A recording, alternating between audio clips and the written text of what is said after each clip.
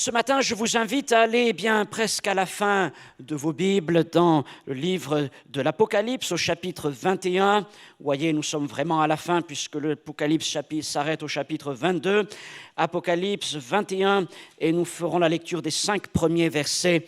Apocalypse 21, versets 1 à 5.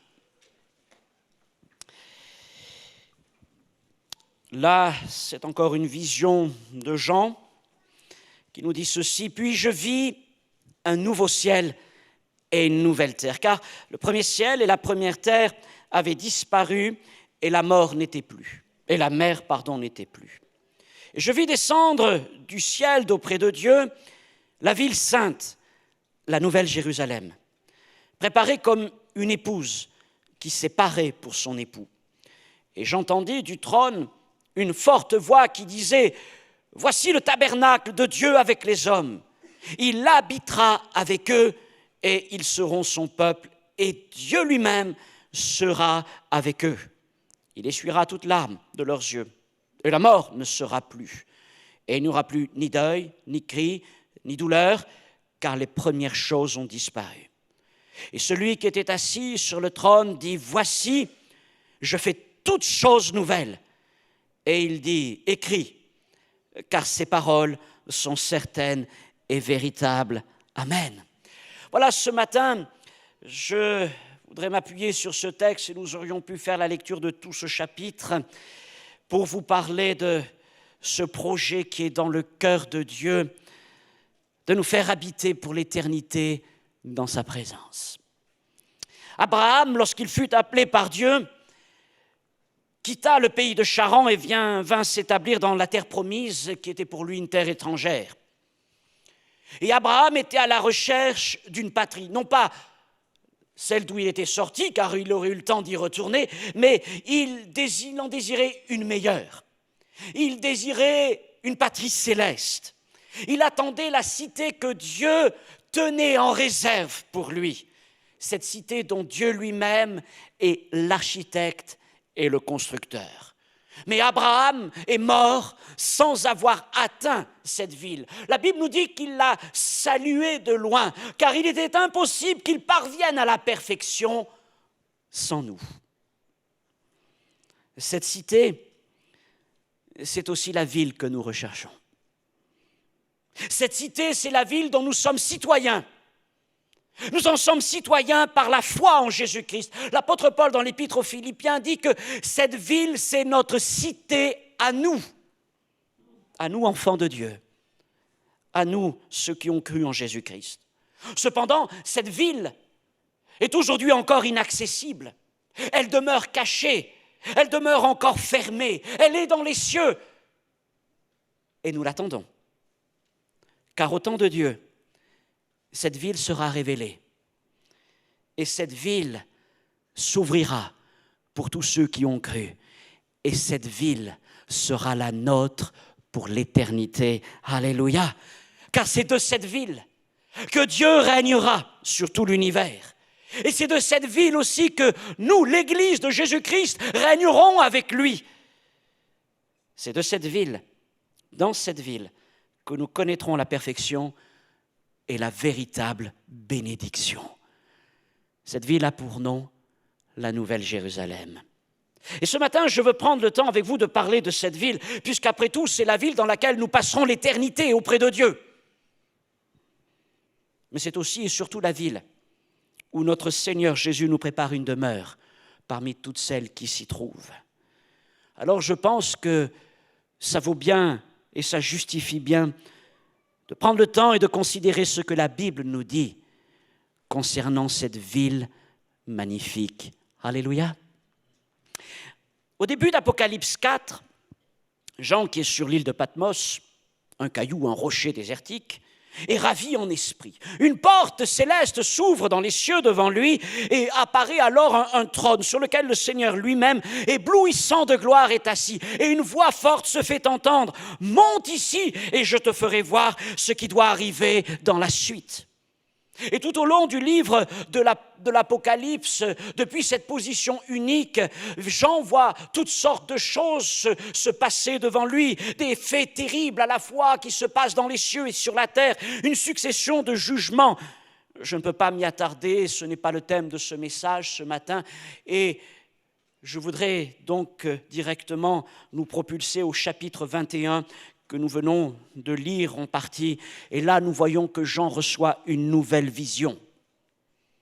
À ce moment-là, Jean est dans un temps et dans un environnement nouveau.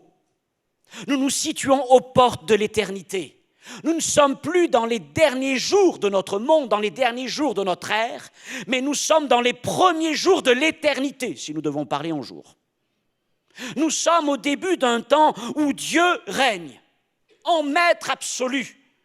Un temps où Dieu accorde paix, bonheur, harmonie à toute la nouvelle création.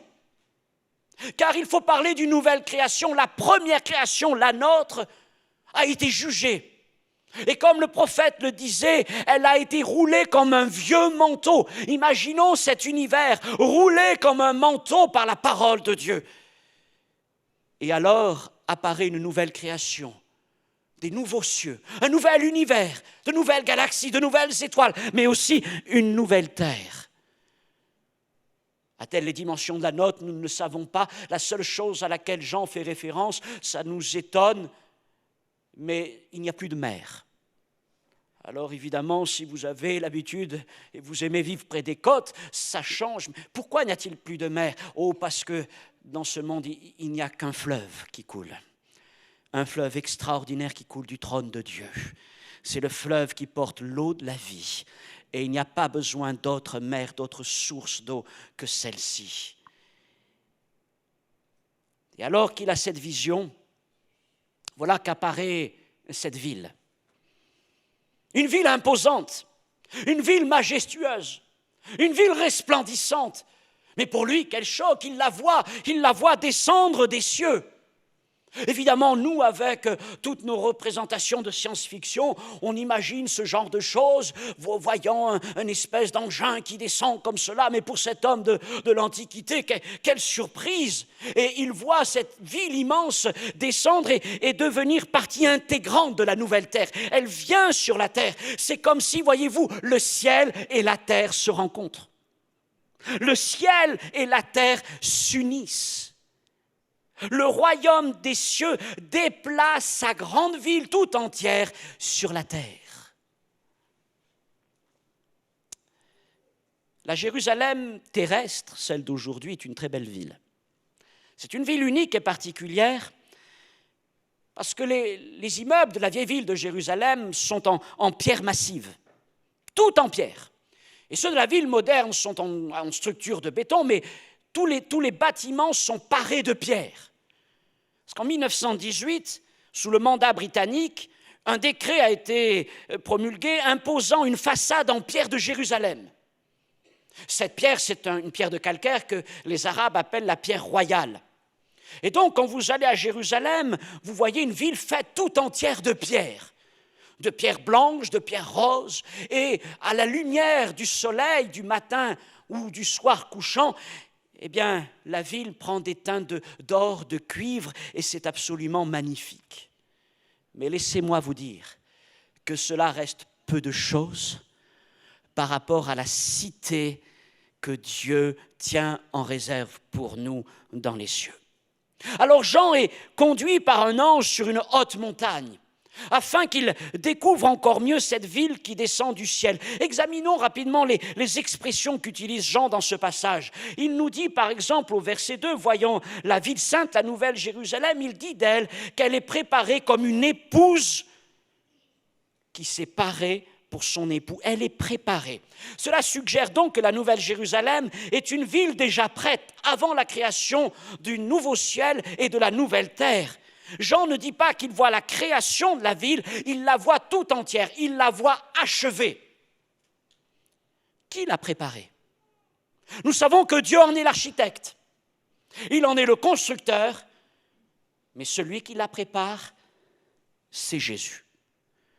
C'est Jésus comme il l'avait dit lui-même quelques instants, quelques heures avant de se séparer de ses disciples, Jean 14, 3, « Je m'en vais vous préparer une place dans les cieux. » Dans la nouvelle Jérusalem, Jésus nous prépare. Et il prépare une place majestueuse. Lui, l'époux, prépare une demeure pour son épouse. Mes frères et sœurs, la demeure que Christ a préparée pour nous est bien plus belle que tout ce que nous pourrions imaginer ou demander sur cette terre. Christ l'a préparée afin que nous soyons heureux auprès de lui. Alors, devant Jean, après avoir vu les nouveaux cieux, la nouvelle terre, la ville nouvelle est enfin dévoilée, et il cherche ces mots, oui, elle est parée comme une épouse, elle descend du ciel d'auprès de Dieu, et elle vient sur la terre. Et ensuite, donnant quelques mots plus précis, voulant donner quelques détails pour compléter sa description, nous arrivons dans une partie du texte que nous n'avons pas lue, au verset 11. Voyant cette ville magnifique, il la compare à un joyau. La nouvelle Jérusalem est un grand joyau qui descend du ciel. Son éclat était semblable à celui d'une pierre très précieuse, une pierre de jaspe, transparente comme du cristal. Pour mieux nous faire comprendre cette image, Jean la compare donc à une pierre éclatante, une espèce de diamant qui reflète toute la gloire de Dieu. Et le Seigneur lui-même est la source de cette lumière. Ésaïe 60 avait dit « L'Éternel sera ta lumière à toujours, Dieu sera ta gloire ». Mes frères et sœurs, ce joyau, c'est notre héritage. C'est notre héritage. C'est ce trésor que nous avons dans le ciel. Ce trésor qui, comme l'apôtre Pierre le disait, un trésor qui ne peut ni se corrompre, ni se souiller, ni se flétrir. C'est ce que Dieu a préparé pour nous.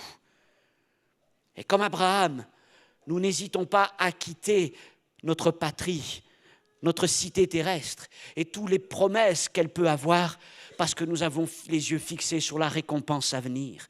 Notre héritage, notre trésor est dans le ciel. Mais pour cela, il convient de savoir où est ton cœur. Est-ce que ton cœur est attaché aux pierres de la terre ou est-ce que ton cœur est attaché au trésor du ciel? Voilà ce que nous désirons par-dessus tout ce que le Seigneur a en réserve pour chacun d'entre nous. Voyant cette ville descendre vers lui, Jean va l'observer de plus en plus près, accompagné par un ange. Et la première chose qu'il nous dit, concerne les murailles et les portes de la ville. Au verset 12, il nous dit que la nouvelle Jérusalem avait une grande et haute muraille. Et on pourrait se poser la question, mais pourquoi la cité de Dieu, la cité céleste, aurait-elle besoin d'une muraille? En général, les murailles servent à protéger contre d'éventuels ennemis. Mais dans les temps de l'éternité, tous les ennemis de Dieu auront déjà été jetés dans les temps de feu. Satan, la mort elle-même, n'auront plus de pouvoir, auront été détruits. Cette muraille ne remplit donc aucune fonction de défense, mais elle est aussi une expression de la gloire de Dieu. Elle symbolise la sécurité inviolable qui régnera, assurant paix et bénédiction à tous ceux qui habitent dans cette ville. Jean fournit ensuite quelques détails intéressants concernant la muraille et les portes de la cité. Il dit de cette muraille, il la qualifie de haute et grande muraille. Et au verset 17, il dit que l'ange l'ayant mesurée, elle fait 144 coudées, soit 70 mètres de haut, ce qui est quand même pas mal pour une muraille qui s'élève comme cela. Et dans cette muraille immense, il y a 12 portes. Et aux portes, 12 anges. Et sur chacune des portes, des noms écrits. Et ces noms sont les noms des 12 tribus des fils d'Israël, Apocalypse 21, verset 14. Ainsi, les portes sont nommées d'après les tribus d'Israël. Mais les fondations de cette ville, nous dit-il, sont nommées d'après les apôtres de l'Église de Jésus-Christ. Ceci pour nous rappeler, premièrement, que le salut vient des Juifs. Et si nous avons accès au salut, les portes, c'est grâce à la foi d'Abraham. Mais cela aussi pour nous dire que l'Église repose sur l'enseignement des apôtres. C'est l'enseignement apostolique qui est la fondation du royaume de Dieu. Ainsi donc, La Nouvelle Jérusalem sera la demeure de tous les croyants de toutes les époques. Israël et l'Église seront réunis dans la cité de Dieu. Ils ne formeront qu'un peuple, le peuple de Dieu pour toute l'éternité. Alléluia. Jean continue sa description et il va mesurer exactement les dimensions du temple, comme de la ville, comme Ézéchiel l'avait fait lorsqu'il reçut la vision du temple. Et nous lisons au versets 15 et 16, « Celui qui me parlait avait pour mesure un roseau d'or, afin de mesurer la ville, ses portes et sa muraille. Et la ville avait la forme d'un carré, et sa longueur était égale à sa largeur. Il mesura la ville avec le roseau et trouva 12 000 stades. La longueur, la largeur et la hauteur en étaient égales. Ainsi donc, la ville est d'une proportion parfaite. Une base carrée de 2200 kilomètres de côté. Voilà ce que représente 12 000 stades, 2200 kilomètres de base. Et une hauteur de 2200 kilomètres. Et cela suscite beaucoup de questions quant à la forme du volume. Si pour la base, tout le monde est d'accord, c'est un carré, mais qu'en est-il du volume? Pour certains, c'est un cube massif de 2200 kilomètres de côté. Pour d'autres, c'est une pyramide. Les uns et les autres s'affrontent. Et je me suis dit, pardonnez-moi d'en rajouter, mais ce côté cube ou pyramide, je le trouve un peu froid. Je me suis dit, Seigneur, mais Jean nous parle d'une lumière, comme une pierre étincelante, une jaspe. Et si finalement, c'était comme si tu nous parlais d'un dôme, d'un prisme, une base, et puis ensuite un dôme. Donc, vous avez déjà vu certainement ce qu'on appelle les biosphères. Pourquoi pas cela? Je trouve que c'est plus léger, personnellement. C'est plus céleste. Et ça réfléchit encore plus la lumière, comme un prisme.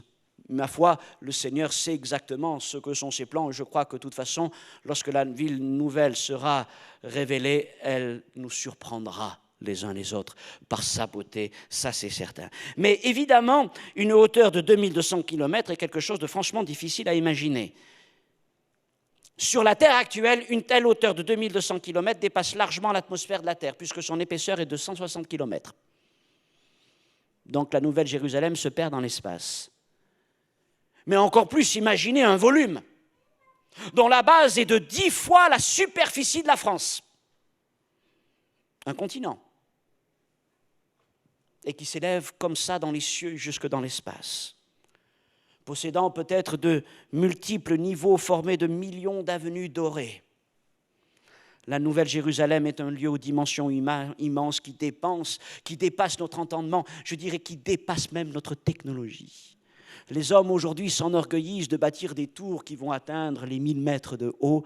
Dieu, quand il manifestera sa gloire, va apporter sur terre une ville qui touche non pas au ciel, mais qui rentre dans l'espace.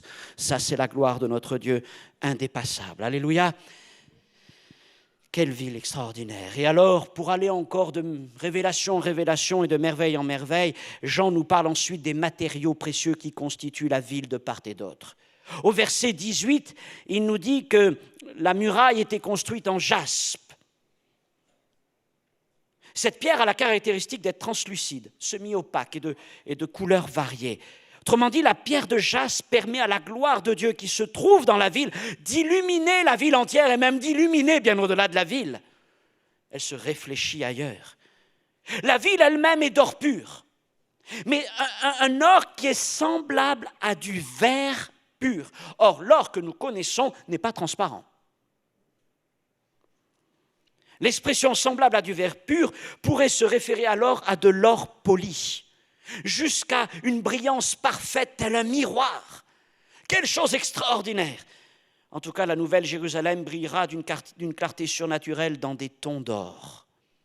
Et puis, au verset 19 et 20, Jean nous donne une description très détaillée des matériaux qui forment les fondations de la ville. Et là, il y a toute une série de pierres précieuses et semi-précieuses, des fondements de jaspe, de saphir, de calcédoine, d'émeraude, etc., etc. Et toutes ces pierres précieuses sont colorées, des tons variés, de vert, de bleu ciel, du rouge, du doré, du violet, encore plus éclatant, plus coloré qu'un arc-en-ciel. Cette palette de couleurs brillantes forme un tableau merveilleux. Voilà la cité de Dieu. Tout ceci pour vous dire que Dieu aime ce qui est beau. Dieu aime la beauté. La création témoigne de cet amour de Dieu pour la beauté. Dieu est le plus grand des artistes. Que ce soit dans l'infiniment grand ou dans l'infiniment petit, dans les choses que nous côtoyons, les hommes au maximum essayent de reproduire ce que Dieu a créé. Mais tout ce qu'il fait est merveilleux. Et ce qui est merveilleux, c'est que Dieu désire partager la beauté avec nous. Il désire partager ce qui est beau avec les siens. Et l'environnement éternel sera quelque chose d'extraordinaire. Jean nous dit aussi quelque chose au sujet des portes. Au verset 21, les 12 portes de la ville, donc 3 sur chaque côté, chaque face du carré de base, étaient 12 perles. Et chaque porte était d'une seule perle. Il nous est difficile d'imaginer de si grandes portes, chacune formée d'une seule perle. En tout cas, je ne pense pas que ces perles proviennent d'une espèce d'huître géante. Mais ces perles seront fabriquées par la main de Dieu. Mais concernant ces perles qui forment les portes de la ville, on y voit aussi un rappel des souffrances de Jésus-Christ. Car pour que la perle se forme, il faut que l'huître soit blessée. Et pour que nous puissions accéder à la Nouvelle Jérusalem, il a fallu que Jésus soit blessé dans son cœur. Et de sa souffrance est née cette perle, cette porte d'accès à la Nouvelle Jérusalem. Gloire à notre Seigneur. Alléluia. Voilà donc la description. J'ai pris le temps de le faire avec vous. Je ne sais pas si j'ai argumenté comme un agent immobilier pourrait le faire. Je suis resté au texte parce que dire? Le projet de Dieu est bien plus vaste que tout ce que nous pouvons penser. L'apôtre Paul, lorsqu'il est monté au ciel, au 3e ciel, comme il le dit, vous savez, dans cette expérience spirituelle qu'il a vécue, dit qu'il a vu des choses extraordinaires et des choses qu'il ne peut pas raconter. Moi, je suis toujours étonné par des gens qui montent au ciel et qui peuvent nous dire tout ce qu'ils ont vu, tout ce qu'ils le décrivent dans des livres qui se vendent très bien, et alors que lui, Paul, n'avait pas pu. Je crois qu'il est dans la sagesse de Dieu de nous avoir donné ce qui était nécessaire dans les Écritures pour comprendre, en tout cas pour essayer d'imaginer, mais déjà surtout d'amorcer nos cœurs, pour nous dire que là-haut, il y a une cité, c'est notre cité à nous, elle est extraordinaire. Dieu n'a pas voulu en rajouter plus, Dieu n'a pas voulu nous faire le tour du propriétaire, mais il nous dit ces choses, elles sont pour toi. À celui qui sera vainqueur, je les donnerai, et nous les voulons, Seigneur. Oh, croyez-moi, ce ne sera pas votre petit studio parisien, votre petit F1 dans lequel vous bataillez jour après jour, supportant les bruits des voisins ou autre chose. Je peux vous dire que là-haut, la demeure est une demeure royale. Oh, nous la désirons. Et nous préférons quitter toutes les promesses et les richesses du monde pour nous attacher de tout notre cœur. Savez-vous pourquoi? Jésus vient. Il vient bientôt. Et il nous emmènera avec lui. Non, dans un deuxième temps, une deuxième partie rapidement, je voudrais m'arrêter simplement déjà sur ce premier point, verset 22. Parce que ce verset 22 commence par une parole assez étonnante. Tout au long du livre de l'Apocalypse, Jean nous dit ce qu'il a vu. Je vis, je regardais, je voyais. Et là, pour la première fois, il ne va pas nous dire ce qu'il a vu, mais il va nous parler de ce qu'il n'a pas vu. Oh, nous aurions bien aimé qu'il nous parle de ce qu'il voit à l'intérieur de la ville.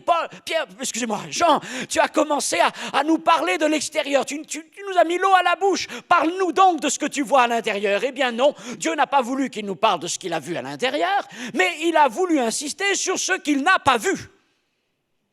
Et s'il donc il y a des choses qu'il n'a pas vues, c'est qu'il y a donc des choses qui ne sont pas dans le ciel. Peut-être, vous me diriez, mais comment ça se fait? Rien ne manquera au ciel. Rien ne manquera dans la cité de Dieu. Eh bien, finalement, quand on lit le texte, nous pouvons dire, heureusement, ce n'est pas le cas. Il y a des choses qui vont manquer dans la Nouvelle Jérusalem. Et la première des choses qu'il mentionne, c'est l'absence d'un temple. Verset 22, « Je ne vis point de temple dans la ville, car le Seigneur Dieu Tout-Puissant est son temple, ainsi que l'agneau. » Et ça a dû quand même surprendre Jean, né juif, de constater l'absence d'un tel édifice.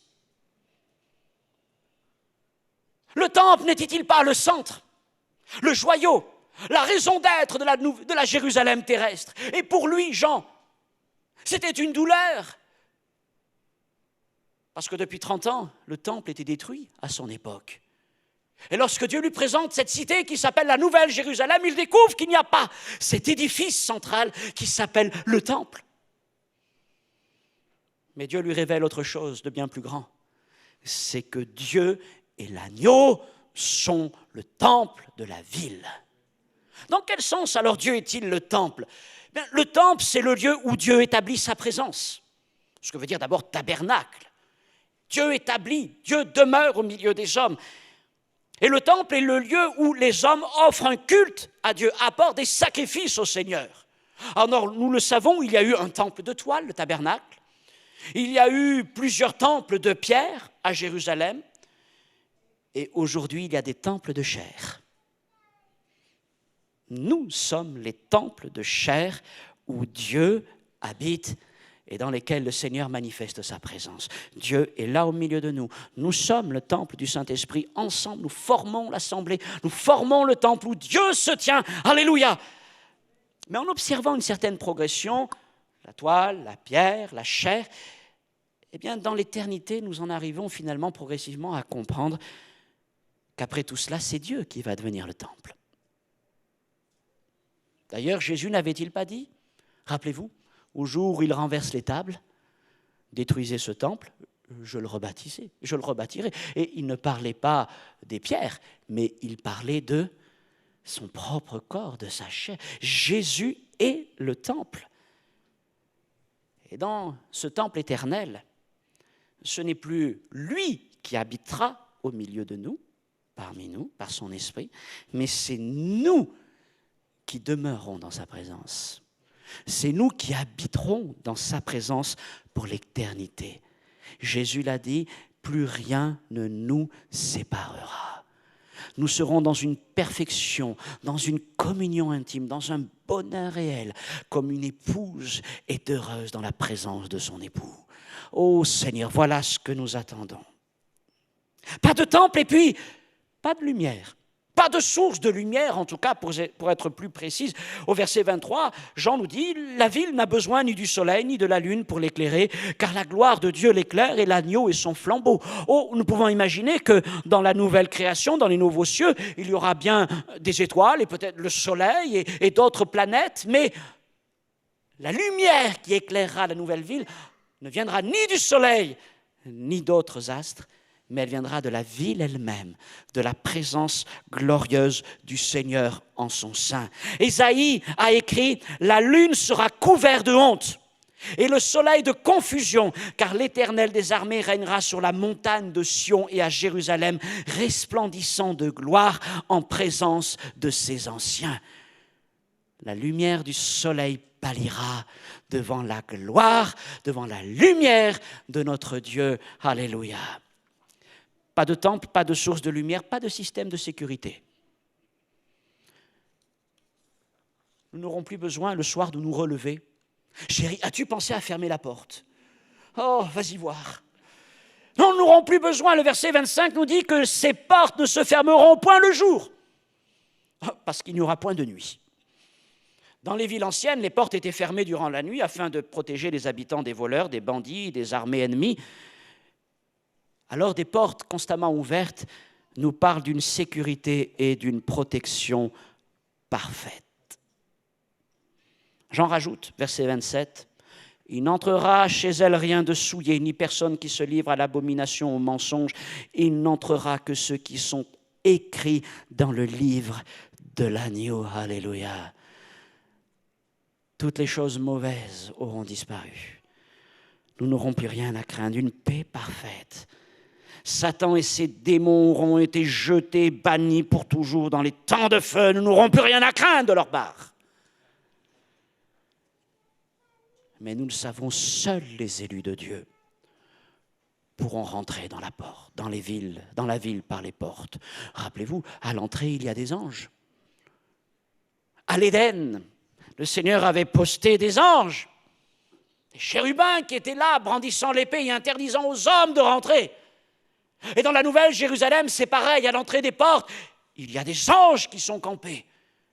Et seuls ceux qui ont leur nom écrit dans le livre de vie pourront rentrer dans la ville. Mon frère, ma sœur, ami, ton nom est-il écrit dans le livre de l'agneau? As-tu l'assurance dans ton cœur que tu es héritier de la cité de Dieu? As-tu cette assurance que là-haut, tout là-haut, auprès de Dieu, une maison m'est préparée?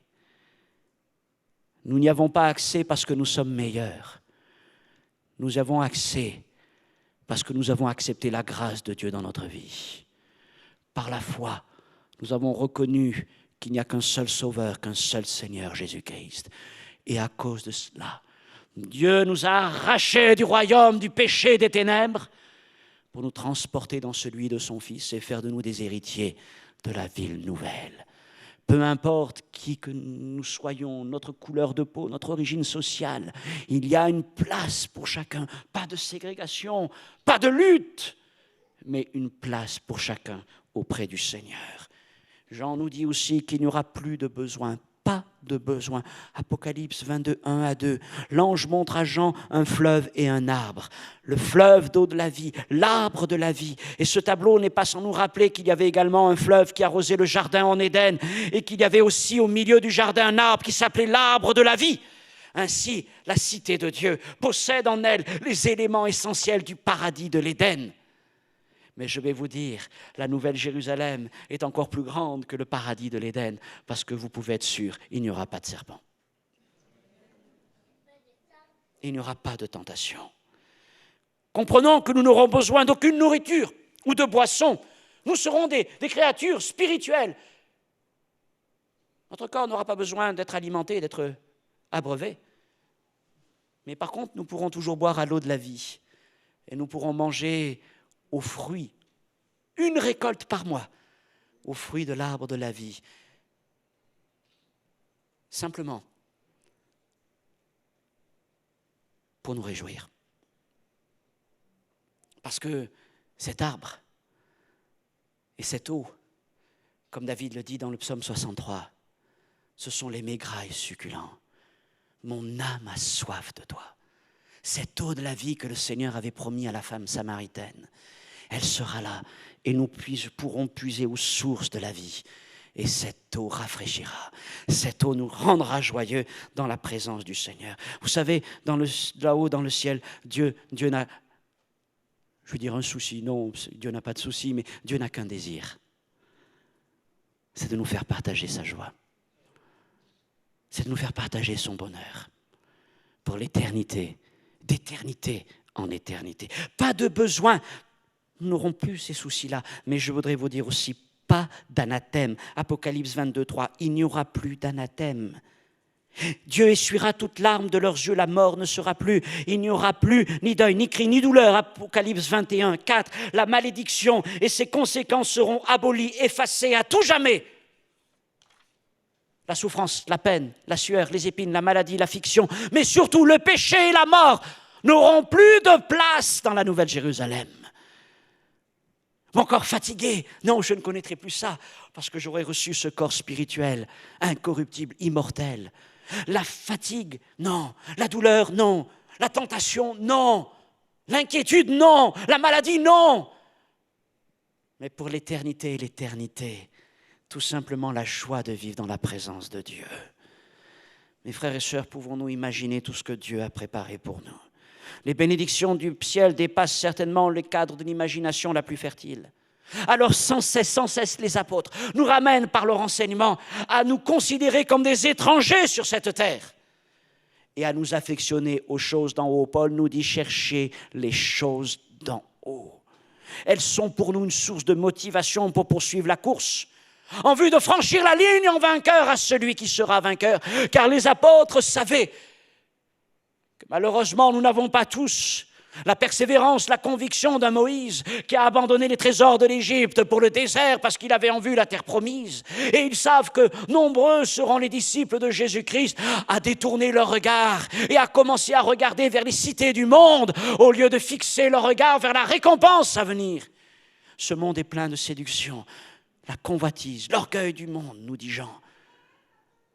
Alors les apôtres veulent replacer devant nos yeux, sans cesse ils le font.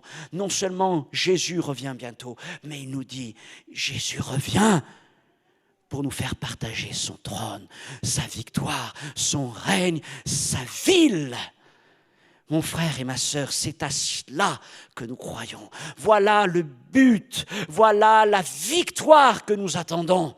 Et dans ce monde, des frères et des sœurs souffrent dans leur corps parce qu'ils savent qu'ils sont vainqueurs en Jésus-Christ.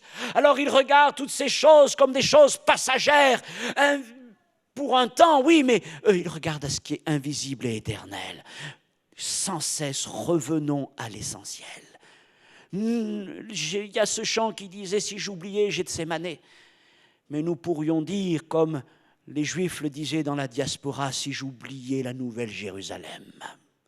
Si j'oublie la cité de Dieu, si j'oublie pourquoi je crois, si j'oublie la récompense à venir, alors dans ma vie qui est parfois comme un long marathon, je risque de m'arrêter et de dire « Mais à quoi cela sert-il de faire un pas de plus ?» Mais si je sais qu'après la ligne, la victoire est là, non pas parce que j'ai fini premier, mais tout simplement parce que j'ai franchi la ligne. Ah Seigneur, ça me fait du bien. Et même si parfois mon pas est lourd, j'ai foi en toi et la victoire viendra. Alléluia. Bientôt la prière de Jésus s'accomplira. Je l'ai lu tout à l'heure en introduction de ce culte. Père, je veux que là où je suis, ce que tu m'as donné soit aussi avec moi, afin qu'il voie ma gloire, la gloire que tu m'as donnée, parce que tu m'as aimé avant la fondation du monde. Je veux que là où je suis, ce que tu m'as donné soit aussi avec moi. C'est la prière que Jésus a fait pour toi. Cette prière, il l'a adressée au Père, qu'il exauce toujours. Et le Seigneur te veut avec lui. Et il fera tout pour te garder, pour que tu franchisses la ligne d'arrivée. Et au jour de son retour, il nous prendra avec lui. Nous le verrons face à face, et nous serons pour toujours avec le Seigneur. Car mes frères et sœurs, n'est-ce pas là finalement la chose la plus importante? Non pas les rues dorées, non pas les palais, mais Jésus. Mais Jésus, c'est là l'objet de notre foi. C'est là le prix de notre foi. Voir celui que nous aimons. Mes frères et sœurs, par ces paroles, je veux vraiment vous amener à considérer ce qui est essentiel. Ce monde peut vous séduire. Ce monde produit bien des soucis pour essayer d'arracher de la terre quelques épis. Mais dans le ciel, Dieu a préparé une moisson bien plus grande. Alors oui, travaillons sur la terre parce que nous ne voulons pas être des gens qui vivent dans le désordre. Mais rappelons-nous que là n'est pas l'essentiel. Notre héritage est là-haut. Gloire à Dieu. Gloire à Dieu. Alors je voudrais finir ces instants et nous allons incliner nos fronts. Peut-être prendre ce temps d'appel pour parler au cœur de quelqu'un, et je prie l'Esprit Saint de le faire mieux que moi. Parler à quelqu'un au milieu de nous, un frère, une sœur, qui doit replacer ces choses au cœur de sa vie. Ce n'est plus la nouvelle Jérusalem qui est au cœur de ta vie, mais ce qui est au centre de ta vie, c'est un projet terrestre. Mais Dieu te dit, ta récompense n'est pas là. Tu te bats souvent pour des choses qui sont vaines et futiles, alors que Dieu en réserve quelque chose pour toi de bien plus grand. Tu te laisses abattre parce que tu vois à côté de toi certains qui possèdent davantage. Mais Dieu te dit, regarde le trésor que j'ai pour toi. Regarde cela, ça t'appartient. Regarde cela, c'est bien plus beau que tout ce que le monde pourra te donner. Fais de tes délices la cité de Dieu. Et je voudrais m'adresser peut-être à quelqu'un au milieu de nous ce matin, qui est un étranger de cette cité. Tu dis ces choses, si elles existent en tout cas, elles ne sont pas pour moi, elles ne sont pas à moi. Je voudrais te dire qu'il y a de la place pour toi dans la Nouvelle Jérusalem. Nous l'avons dit, elle est immense. Parce que Dieu a un cœur immense. Et dans ce cœur immense de Dieu, il y a ta vie. Et le Seigneur t'aime. Et pour toi, il veut préparer une demeure. Mais pour cela, tu dois accéder à cette ville. Et pour cela, tu dois accepter non seulement le sacrifice de Christ à la croix pour toi, mais tu dois accepter aussi de demander pardon pour tes péchés au Seigneur, afin que ta vie soit changée. Car rien d'impur, rien de souillé, aucun menteur, aucun voleur ne pourra rentrer dans la cité de Dieu. Aujourd'hui, Dieu veut changer ta vie. Alléluia.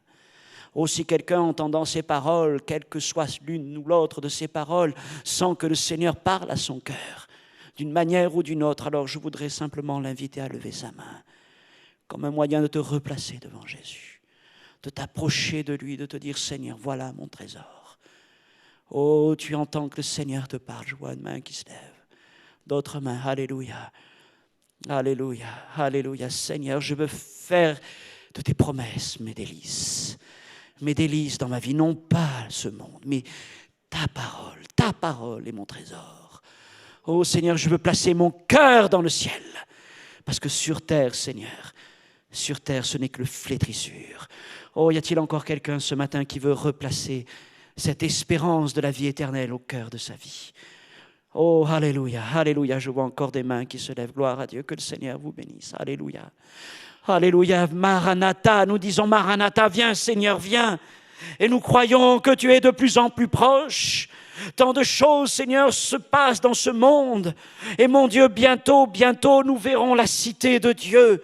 Mais ma prière ce matin, c'est que les portes de la ville s'ouvrent pour chacun d'entre nous, au milieu de nous. Je prie, Seigneur, pour qu'aucun de nous ne soit laissé derrière. Je prie, Seigneur, mon Dieu, pour qu'au jour où la trompette retentira, où les cieux s'ouvriront, tu viennes nous prendre chacun.